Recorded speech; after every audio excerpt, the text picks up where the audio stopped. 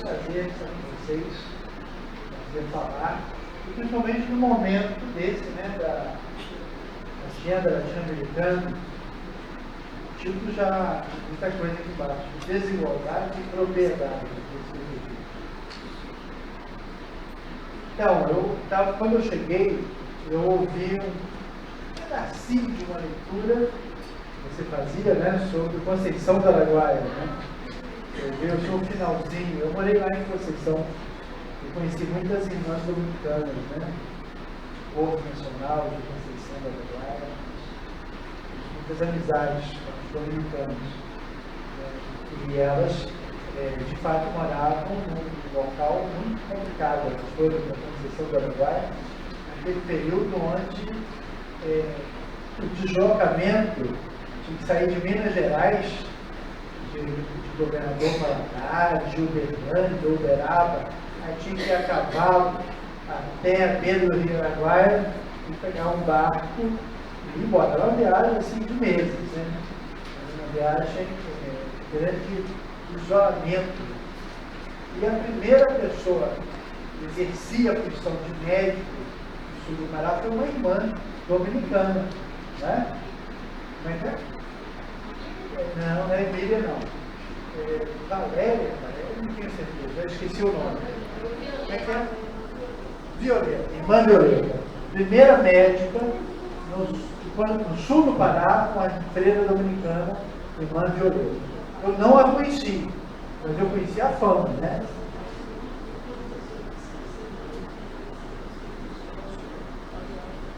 Muito bem, está vendo só?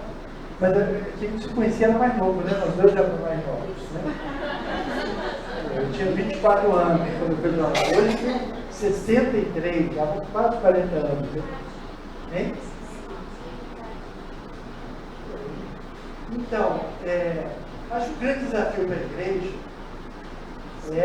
como falar de Deus num mundo desse, né? Num mundo de tanta desigualdade social, tanta violência, né? Tem um grande teólogo que é de origem indígena, né, que é o Gustavo Gutierrez, ele é peruano. Ele escreveu isso, ele dizia o seguinte: tem um outro teólogo luterano, extraordinário, Bonhoeffer, teria escrito um livro de teologia antes da Segunda Guerra Mundial, que ele dizia que o desafio da igreja era, na Europa, como falar de Deus para um homem adulto. Esse era o desafio. E aí o Gustavo Gutierrez dizia: o nosso problema na América Latina, no nosso continente, é como falar de um Deus que é Pai para homens que não vivem nem como gente, né? Eles vivem subhumanos. E de fato nós realmente temos essa dificuldade. Se Deus é Pai, todo mundo é igual, todo mundo deve viver bem, né? E a gente sabe da existência de multidões de pessoas que vivem uma situação muito ruim. E tem um Papa agora, o Papa Francisco, que está muito atento a isso, né? Ele tem dito que os camponeses precisam de 3 terços, né? Terra, trabalho, pode dizer? Teto, né? Terra, trabalho e teto, né? Os 3 terços. E ele tem feito diversos gestos de aproximação com os povos e tem chamado a atenção do mundo para essa questão, né? Terra, gente, né? Então o meio ambiente também faz parte do universo das preocupações do Papa Francisco também, esse aspecto, né? E a gente tem que ser solidário. É um grande desafio. Para ser igreja, para ser cristão, a gente não pode ser indiferente a essas questões. Se a gente for indiferente, a gente está traindo o Evangelho. A gente está indo contra a vontade de Jesus. Jesus colocou essa questão. E eu, trabalhando lá no sul do Pará, um contato muito próximo com os dominicanos, né? Frei Manuel, Dom Estevam Cardoso de Avelar, Frei Henrique Marques, né? Figuras extraordinárias dominicanas maravilhosas. Naquele contato direto, eu vi como é que a igreja sofria naquela situação, né? O bispo, no começo do Estevam, ele achava que a solução era uma conversa das autoridades. Então, ele ia levar lá para os generais, o general Cristo Figueiredo, em Marabá, os problemas do povo. O general tratava muito bem dele, dava um cafezinho, mas não resolvia nada, né? Não resolvia nada.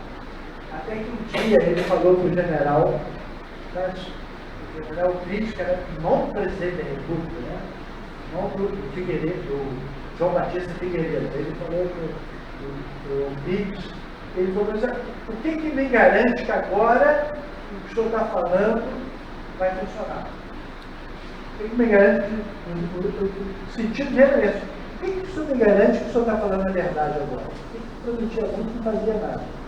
Aí o general ficou bravo, muito bravo, e deu um soco na mesa, quebrou o pau, e disse, o senhor está sendo leviano comigo.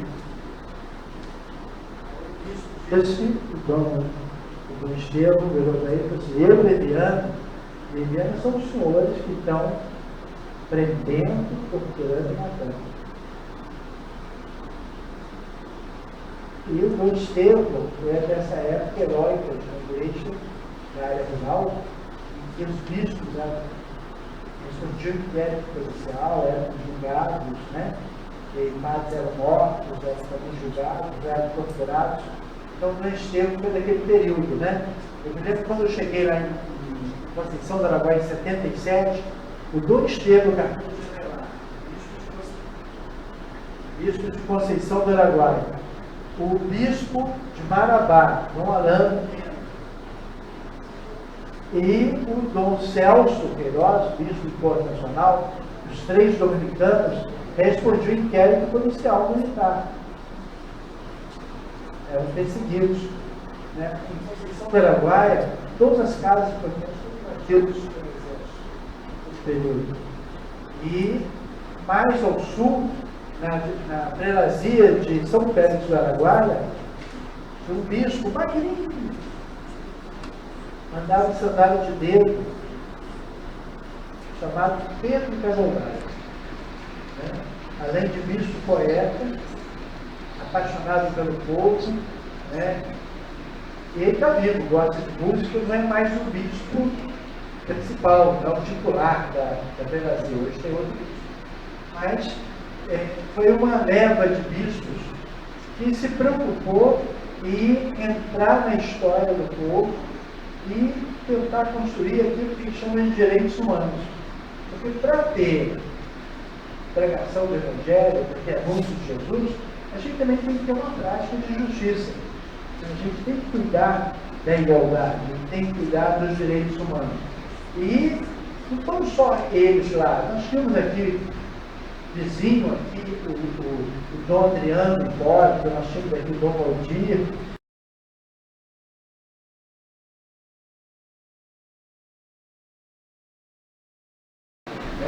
Então, temos uma leva enorme de bispos que foram importantes na história da Igreja do Brasil e da América Latina e do mundo. E hoje nós temos um Papa que está nesse caminho, né? O Papa Francisco, ele dá muita esperança, né? Esperança pelo que ele fala, pelo que ele fala, mas não só pelo que ele fala, pelos gestos também. Ele fala também pelos sinais, né? E esses sinais são importantes. O desafio nosso é falar pelos sinais e pela palavra. Isso não é fácil. E essa agenda, ela tem essa vantagem, ela busca um olhar diferente. Não é o olhar que a gente está acostumado, porque a imprensa publica só um lado das coisas, né? Os meios de comunicação sociais publicam só um lado. Nós temos uma forma de abordagem da realidade que é ver o mundo a partir dos oprimidos, dos sofridos, dos que têm fome, dos que são perseguidos. É um jeito de compreender o mundo, né? Você pode, a gente olha o mundo e depende do óculos que a gente coloca na cara, né? A gente pode colocar muitos óculos, né? E tem um olho, a gente pode colocar, que é o olho de Jesus. E esse olhar de Jesus é a partir do sofrimento. Jesus, ele sempre estava com quem estava sofrendo. Ele sempre estava junto com quem precisava. Ele não estava né, fazendo banquete o tempo inteiro com os ricos, andando com quem não precisava. Ele estava andando com quem estava doente, que estava sendo perseguido, né? Ele estava sempre atento aos clamores dos que precisavam. E isso é um desafio nosso. Se a gente quer construir um país melhor, um mundo melhor, se a gente quer ser cristão, a gente tem que ter um lado. O lado de Jesus é o lado que precisa. Então, a gente tem que estar sempre atento a isso. A gente não pode esquecer essa dimensão da nossa vida. A dimensão da nossa vida é que explica, por exemplo, o comportamento de um bispo que sucedeu o Dom Estevão Cardoso de Avelar, que é o Dom José Patrício, um bispo irlandês. Quando ele chegou na nossa diocese, nós olhamos assim meio atravessado para ele. A gente falou, vai dar certo. A gente sempre teve bispo dominicano, e sempre deu certo, né? Funcionava bem. Agora veio um bispo irlandês, redentorista, a gente não sabe quem ele vai querer aqui, né? Nunca trabalhou com camponês, nunca trabalhou na pastoral, sempre foi diretor de colégio e tal. E ele foi uma surpresa geral para ele. Então ele não conhecia nada de mundo rural. Aí na primeira viagem que ele fez, ele foi de barca até Itaipavas. E ao chegar em Itaipavas, no sul do Pará, hoje é município de São Geraldo do Araguaia, ao chegar lá, a comunidade toda estava reunida para esperar. E não só a comunidade de Itaipavas, mas as comunidades vizinhas, né? Porque o pessoal, quando falava que tinha pago o bispo, o pessoal andava assim 20 quilômetros, né? 15 quilômetros, até mais a pé, a cavalo, ou de barco, né? Para poder estar com o padre, com o bispo, né? Então, o bispo chegou, a autoridade da região, né? O povo estava lá, todo foi encontrar o bispo. Mas tinha uma comunidade que havia sofrido uma violência enorme. A polícia, o pistoleiro, tinha queimado todas as casas desse pessoal, o pessoal tinha perdido tudo. E, na hora da missa, a festa de São Pedro. Olha que coincidência, festa de São Pedro.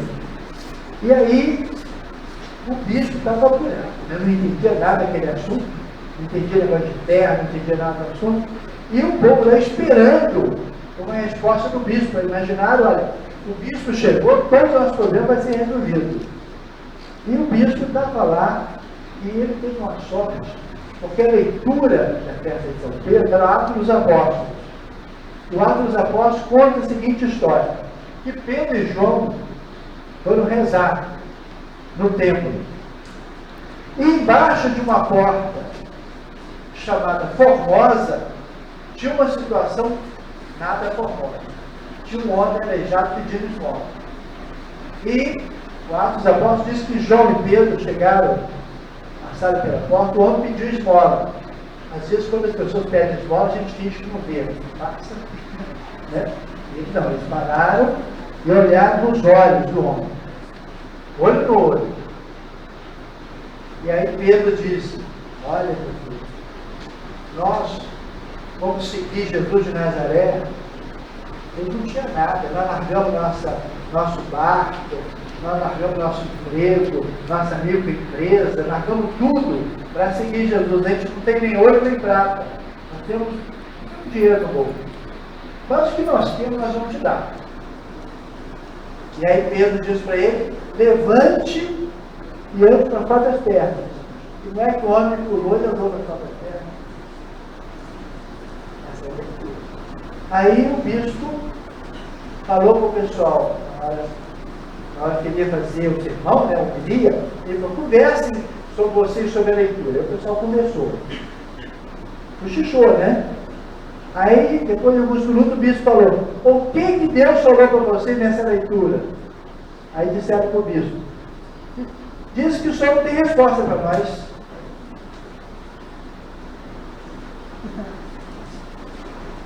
E aí? O bispo perguntou. Aí nós começamos entre nós e decidimos, e como nós somos diversas comunidades, porque nós temos 3 comunidades, as comunidades que não foram atingidas pelos pistoleiros, pela polícia, nós vamos fazer um mutirão para reconstruir a casa deles e nós vamos dar comida para eles, porque estão com fome, e emprestar semente para eles plantarem, e quando eles puderem, eles vão pagar a gente.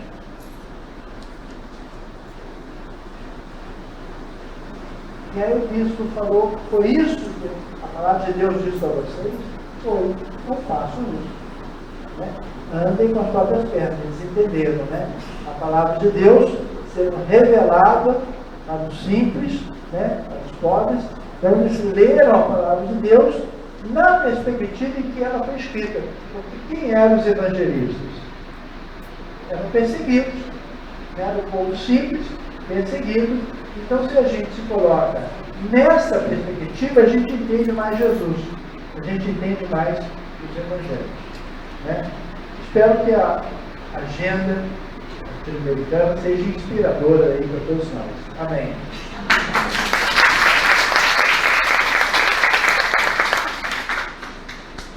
Muito bem.